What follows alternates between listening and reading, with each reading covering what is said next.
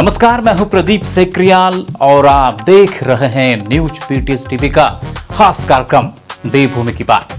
आज के अंक में हम आपको जनपद पिथौरागढ़ सहित पूरे उत्तराखंड की सुर्खियां दिखाने के साथ ही 5 बड़ी खबरें भी दिखाएंगे।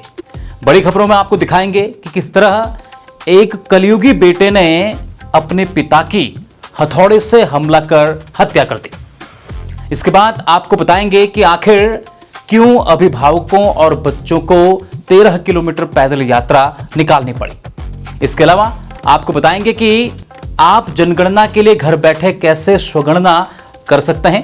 साथ ही आपको बताएंगे कि आखिर क्यों पूर्व पुलिस अधीक्षक पर एफआईआर दर्ज करने के आदेश हो गए हैं। इसके बाद आखिर में आपको बताएंगे कि पिथौरागढ़ और देहरादून के 2 प्रोफेसर्स ने भूस्खलन के खतरे को कम करने के लिए अर्ली वार्निंग सिस्टम तैयार किया है। इन तमाम खबरों को बताएंगे विस्तार से। शुरू करें उससे पहले हेडलाइंस। हल्द्वानी के भुजिया घाट क्षेत्र में अधेड़ व्यक्ति का शव गधेरे में तैरता हुआ मिला। मीडिया रिपोर्ट्स के अनुसार मृतक की पहचान बवलगढ़ कोटा बाग के डाकघर में कार्यरत पोस्टमैन नवीन चंद्र के रूप में हुई, जो 21 अप्रैल को अपनी बड़ी बेटी भावना की होने वाली शादी का कार्ड देने सुयालबाड़ी गांव जा रहे थे। लक्सर के भोगपुर गांव में मंदिर के सेवादार की सोते समय पत्थर से सिर पर वार कर निर्मम हत्या कर दी गई। सूचना मिलने पर मौके पर पहुंची पुलिस द्वारा मामले की छानबीन के बाद शव को पोस्टमार्टम के लिए भेजा गया है। टिहरी जिले में रविवार तड़के एक दर्दनाक सड़क हादसा हो गया। घुत्तू के समीप घुत्तू घनसाली मार्ग पर एक पिकअप वाहन अनियंत्रित होकर गहरी खाई में जा गिरा, जिसमें चालक की मौके पर ही मौत हो गई, जबकि एक अन्य व्यक्ति गंभीर रूप से घायल हुआ है। देहरादून में युवा कांग्रेस की ओर से जय भीम जय हिंद सम्मेलन का आयोजन किया गया। इस दौरान एनएसयूआई के राष्ट्रीय प्रभारी कन्हैया कुमार भी कार्यक्रम में शामिल हुए।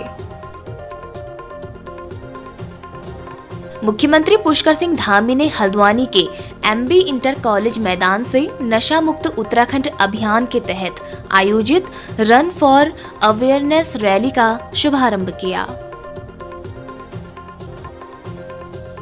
उत्तराखंड विद्यालय शिक्षा परिषद की बोर्ड परीक्षाओं की उत्तर पुस्तिकाओं का मूल्यांकन कार्य पूरा हो गया है।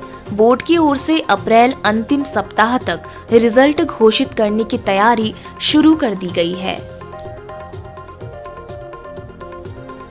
हरियाणा का गालीबाज सिंगर मासूम शर्मा ने मंच से दी गालियां। दून पुलिस ने भेजा नोटिस। देहरादून में डीएवी पीजी कॉलेज के छात्र संघ कार्यक्रम के दौरान अभद्र भाषा का इस्तेमाल करने पर मासूम शर्मा को पुलिस ने नोटिस जारी किया है। हरिद्वार में टली अनहोनी। गंगा में बड़े जलस्तर से फंसे 21 लोग, 10 पुरुष, 7 महिला और 4 बच्चों का रेस्क्यू। पिथौरागढ़ के तायल गांव में निशुल्क स्वास्थ्य शिविर संपन्न। 48 से अधिक ग्रामीणों ने उठाया मुफ्त जांच और दवाओं का लाभ। सज्जन लाल मेमोरियल सोसाइटी और डॉक्टर शशि फिरमाल के सहयोग से तायल में लगा चिकित्सा शिविर। जनपद पिथौरागढ़ में पूर्व सैनिक संगठन का आंदोलन 56वें दिन भी जारी रहा। द एशियन एकेडमी की छात्रा खुशी चंद ने 7वीं under 17 junior girls national boxing championship में स्वर्ण पदक जीतकर जनपद पिथौरागढ़ का नाम रोशन किया है। इस जीत के साथ ही उनका चयन अब उज्बेकिस्तान में होने वाली एशियन बॉक्सिंग चैंपियनशिप 2026 के लिए हो गया है। जनपद पिथौरागढ़ के Asian academy senior secondary school के कक्षा 1 के छात्र शौर्य शर्मा ने अपनी अद्भुत प्रतिभा से पूरे प्रदेश का मान बढ़ाया है। मात्र 6 साल 5 महीने की उम्र में शौर्य ने अपनी विलक्षण याददाश्त के दम पर इंडिया बुक ऑफ रिकॉर्ड्स में अपना नाम दर्ज कराया है। भारत नेपाल सीमा पर झूलाघाट पुल पर एसएसबी और पुलिस ने एक संदिग्ध शव को नेपाल ले जाने से रोका।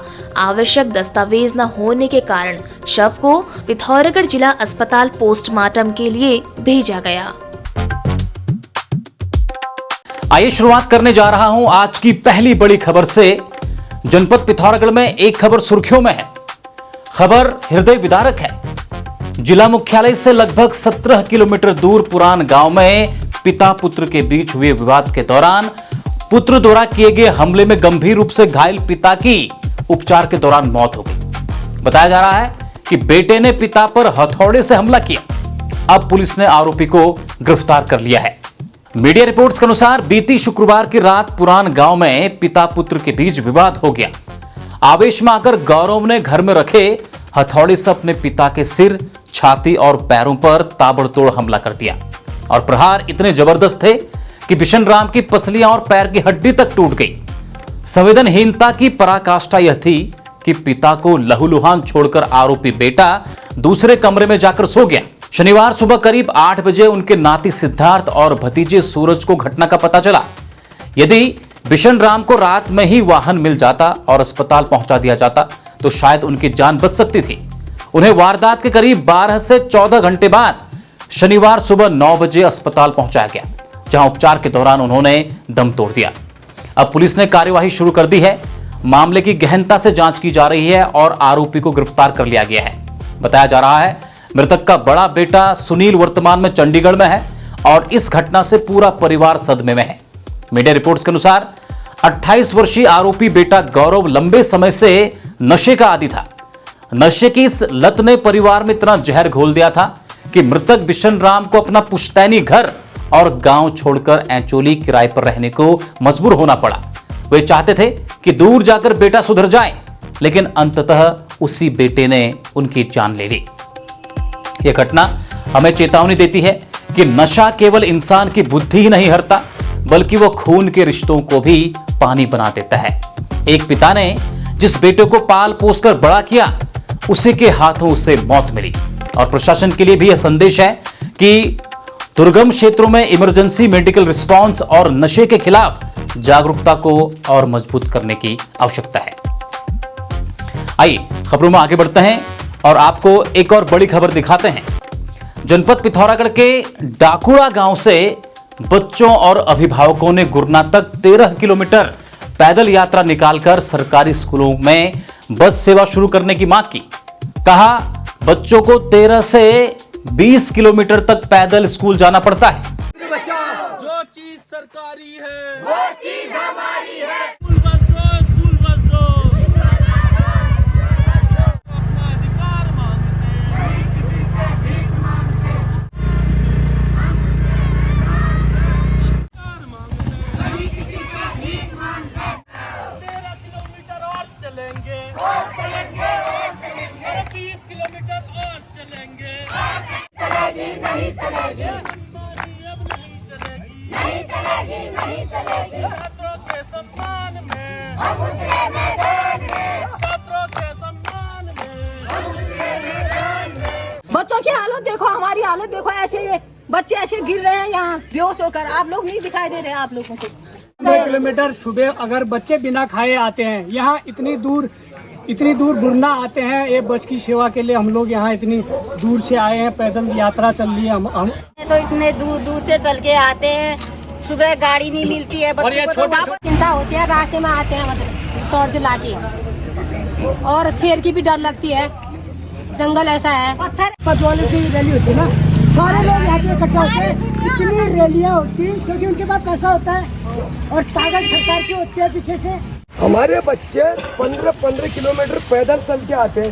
हम पैदल आते हैं तो हमको बहुत थकान हो जाती है, बच्चे बेहोश भी हो जाते हैं। तो हम डाकुड़ा रहने वाले हैं और हम अभी हमने 10th की परीक्षा दी है।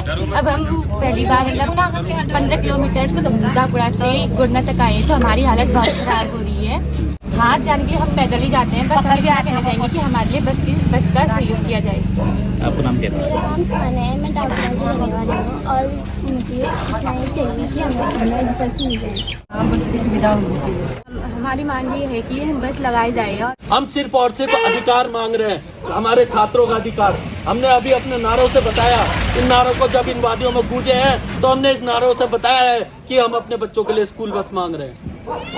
आज जब 15-15 20-20 किलोमीटर बच्चे जब चल रहे हैं तो क्या इनके लिए स्कूल बस का अधिकार होना चाहिए या नहीं होना चाहिए? मैं आप सबसे पूछना चाहता हूँ, ये साथी हमारे यहाँ पे बैठे हैं, क्या इनके लिए होना चाहिए नहीं होना चाहिए? क्या अच्छी कंप्यूटर शिक्षा इनके लिए होना चाहिए या नहीं होना चाहिए? क्या कंप्यूटर शिक्षक इनके लिए होना चाहिए या नहीं होना चाहिए? जब इस देश में टैक्स वर्ल्ड क्लास है तो हमारा सरकारी स्कूल वर्ल्ड क्लास होना चाहिए या नहीं होना चाहिए? 60 लोगों को कॉल करा हुआ है, उसमें से मुश्किल से 5-6 लोग आए हुए हैं कि भैया उनको सबको पता है समस्या है, वो मान रहे हैं इस बात को, लेकिन उन्होंने 2 मिनट निकालने नहीं है कि इसके लिए यार कि थोड़े बात कर लें इसके बारे में, एक बार जाएं मिलें। देखो इतने लोग यहाँ पर आए हुए हैं। 20 किलोमीटर से बच्चे पैदल आते हैं, बस की सुविधा नहीं है, जबकि वो मेन रोड पर कोई गाड़ियाँ भी नहीं मिलती है। अफसोस होता है कि जिस विद्यालय से हम पढ़े थे आज वहाँ पर तो मात्र 200 बच्चे बच गए। और इतनी विडंबना देखिए, विद्यालय बिल्डिंग के लिए तो पैसा आ रहा है, क्यों? क्योंकि इसमें कमीशन नीचे से लेकर ऊपर तक सभी को जा रहा है, लेकिन बच्चे बढ़ाने के लिए न स्कूल की तरफ से न सरकार की तरफ से कोई भी एक मुहिम नहीं छेड़ी जा रही है। कल महात्मा ज्योतिबा फुले जयंती के अवसर पर पिथौरागढ़ में सोशल ब्लू फ्रंट संगठन द्वारा एक पदयात्रा का आयोजन किया गया। संगठन के संस्थापक कार्तिक टमटा के नेतृत्व में कार्यकर्ता और ग्रामीण ग्राम डाकुड़ा से गुरना तक 13 किलोमीटर पैदल चले। इस यात्रा का मुख्य उद्देश्य उन ग्रामीण छात्रों की समस्याओं को उजागर करना था जिन्हें बेहतर शिक्षा के लिए रोजाना मीलों का कठिन सफर तय करना पड़ता है। इसके अलावा संगठन ने दुर्गम क्षेत्रों के लिए तत्काल सरकारी बस सेवा शुरू करने, विद्यालयों में रिक्त पड़े शिक्षकों के पदों को भरने और जर्जर स्कूल भवनों के जीर्णोद्धार की मांग की है। इसके साथ ही स्कूलों में डिजिटल क्रांति के लिए कंप्यूटर लैब और प्रशिक्षित शिक्षकों की नियुक्ति पर भी जोर दिया गया। उन्होंने चेतावनी दी है कि यदि शासन प्रशासन ने इन बुनियादी मांगों पर जल्द कार्यवाही नहीं की तो आने वाले समय में इस आंदोलन को और अधिक उग्र रूप दिया जाएगा। आइए अब एक और बड़ी खबर जनगणना से जुड़ी हुई है। जनपद पिथौरागढ़ में जनगणना 2027 के पहले चरण की तैयारियां पूरी कर ली गई हैं। इस बार की जनगणना पूरी तरह हाईटेक और डिजिटल होगी। जिलाधिकारी आशीष कुमार भट्टगाई ने बताया कि 25 अप्रैल से 24 मई 2026 तक मकानों की सूचीकरण और गणना का कार्य डिजिटल माध्यम से किया जाएगा। एन्यूमरेटर्स यानी प्रगणक घर घर जाकर डेटा संकलन के लिए समर्पित HLO एप्लीकेशन का प्रयोग करेंगे। आम जनता की सुविधा के लिए 10 अप्रैल से 24 अप्रैल तक स्वगणना पोर्टल खुला रहेगा। नागरिक आधिकारिक गणना शुरू होने से पहले खुद अपनी जानकारी पोर्टल पर दर्ज कर सकते हैं। जिलाधिकारी ने निर्देश दिए हैं कि जिले के सभी जनप्रतिनिधियों और सरकारी अधिकारियों की स्वगणना 24 अप्रैल तक मीडिया कवरेज के साथ सुनिश्चित किया जाए। जनगणना निदेशालय के अनुसार 10 से 24 अप्रैल तक स्वगणना का पोर्टल सक्रिय रहेगा। इसके बाद अगले 30 दिनों तक प्रगणों की टीमें फील्ड में उतरेंगी और घर घर जाकर डेटा संकलित करेंगी। जिला प्रशासन ने सभी चार्ज जनगणना अधिकारियों को सख्त निर्देश दिए हैं कि इस कार्य के लिए जारी यूजर गाइड का पालन करें और कार्य पूर्ण होने के बाद निर्धारित प्रारूप में इसकी रिपोर्ट जनगणना कार्यालय को सौंपें। यदि आप स्वयं अपनी जानकारी दर्ज करना चाहते हैं तो 24 अप्रैल तक आधिकारिक SE पोर्टल पर जाकर अपनी उपस्थिति दर्ज करा सकते हैं। इससे प्रगणकों के घर आने पर प्रक्रिया और भी सरल हो जाएगी। इसके लिए सबसे पहले आधिकारिक पोर्टल se.census.gov.in पर लॉगिन करें। मोबाइल नंबर और प्राप्त OTP के जरिए लॉगिन करें। पोर्टल पर मौजूद 33 आसान सवालों के जवाब को टिक करें और फॉर्म सबमिट कर दें। सबमिट करते ही आपके मोबाइल पर एक स्वगणना ID SE ID आएगी।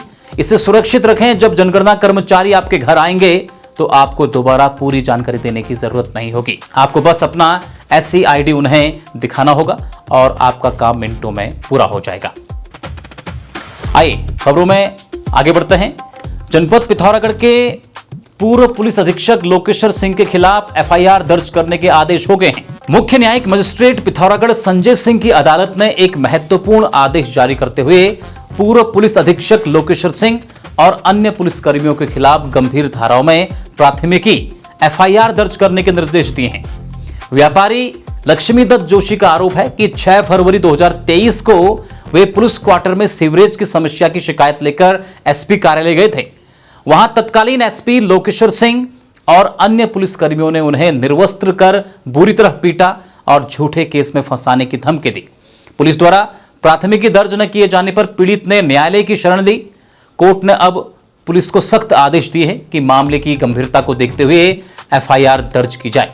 कोर्ट ने कोतवाली पिथौरागढ़ को निर्देशित किया है कि पूर्व पुलिस अधीक्षक लोकेश्वर सिंह और अन्य पुलिसकर्मियों के खिलाफ धारा 323, 342, 355, 504, 506, 392 और 120 बी आईपीसी के तहत मुकदमा दर्ज कर निष्पक्ष जांच सुनिश्चित किया जाए। आपको बता दूं, इस मामले में आईपीएस लोकेश्वर सिंह विभागीय जांच में पहले दोषी पाए गए हैं। आइए खबरों में आगे बढ़ते हैं। उत्तराखंड में आईओटी तकनीक से थमेगा भूस्खलन का खतरा, 8 घंटे पहले मिलेगी चेतावनी। तुलाज इंस्टीट्यूट देहरादून के प्रोफेसर सुनील सेमवाल और सीमांत इंस्टीट्यूट ऑफ टेक्नोलॉजी पिथौरागढ़ के प्रोफेसर अखिलेश सिंह ने इस तकनीक को विकसित किया है। उत्तराखंड की पहाड़ियों में भूस्खलन से होने वाली तबाही को रोकने के लिए वैज्ञानिकों ने एक क्रांतिकारी अर्ली वार्निंग सिस्टम तैयार किया है। यूकॉस्ट द्वारा प्रायोजित इस प्रोजेक्ट के जरिए अब भूस्खलन की सटीक जानकारी 4 से 8 घंटे पहले मिल सकेगी, जिससे जान माल के नुकसान को 80% तक कम किया जा सकता है। तुलाज इंस्टीट्यूट देहरादून के प्रोफेसर सुनील सेमवाल और सीमांत इंस्टीट्यूट ऑफ टेक्नोलॉजी पिथौरागढ़ के प्रोफेसर अखिलेश सिंह के नेतृत्व में यह तकनीक विकसित की गई है। प्रोफेसर अखिलेश सिंह ने बताया कि इस सिस्टम की सबसे बड़ी खूबी यह है कि यह दुर्गम क्षेत्रों में बिना मोबाइल नेटवर्क के भी काम करेगा। Internet of things IoT sensor मिट्टी की नमी, कंपन और ढलान पर नजर रखेंगे। आर्टिफिशियल इंटेलिजेंस एआई पुराने डेटा का विश्लेषण कर खतरे का अलर्ट एसएमएस, सायरन और ऐप के जरिए भेजेगा। यह तकनीक न केवल जिंदगियां बचाएंगी बल्कि सुरक्षित राजमार्गों, सुरंगों और बिजली लाइनों के निर्माण में भी मददगार साबित होगा। इस प्रोजेक्ट से जुड़े प्रोफेसर अखिलेश सिंह का नाम साल 2025 में दुनिया के शीर्ष 2% वैज्ञानिकों की सूची में शामिल रहा है। उन्होंने इससे पहले इलेक्ट्रिक वाहनों के लिए फास्ट चार्जर भी बनाकर एक बड़ी उपलब्धि हासिल की थी। यह प्रोजेक्ट प्रयोगशाला से निकलकर अब जल्द ही राज्य के संवेदनशील भूस्खलन क्षेत्रों में स्थापित किया जाएगा, जो उत्तराखंड के लिए एक जीवन रक्षक मील का पत्थर साबित होगा। आज देवभूमि की बात में बस इतना ही। आप देखते रहिए न्यूज पीटीएस टीवी। नमस्कार।